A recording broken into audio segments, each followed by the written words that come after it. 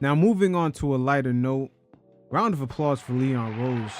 Just getting beautiful contracts on the Knicks books right now, and it's according to what player archetype fits with what Tibbs is trying to run. And for those of you who are watching the visual version of this, as you can see, this is a list of the most valuable contracts compared to what the players are producing right now in the entire league.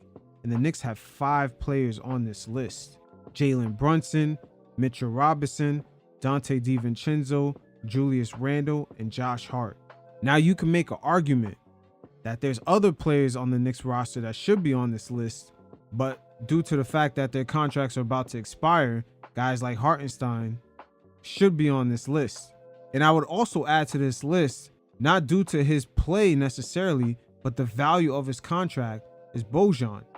The fact that the Knicks already have his $20 million for next season on the books, along with having the option to fully guarantee it, thus using it as a tradable asset to perhaps grab another person and take on longer term money, especially with the new CBA kicking in. This is something great to have on your books, because once again, with that new CBA, this year is the last year you could take on extra money.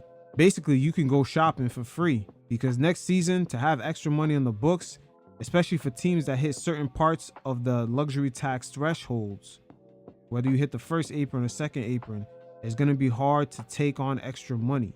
So the Knicks could use that as a leveraging tool, the same way the Golden State Warriors kind of used Kevin Durant's contract when they did a sign-in trade and sent him to Brooklyn for D'Angelo Russell. They used that contract as a bargaining chip to take on extra money.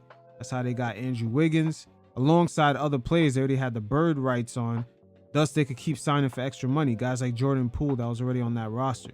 So the Knicks right now could kind of bite off that same blueprint, kind of leverage that extra $20 million Bojan has expiring next season, and perhaps take on another player that has 2 more years left in their deal, or for a team that's possibly trying to just get money off their books.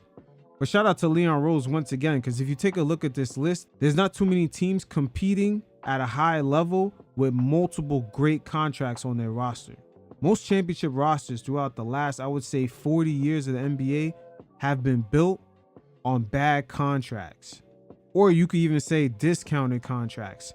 And the most recent team you could look at is the Golden State Warriors, where they gave Stephen Curry an extension at a discounted rate, thus allowing them to have enough room to go after Kevin Durant in 2016.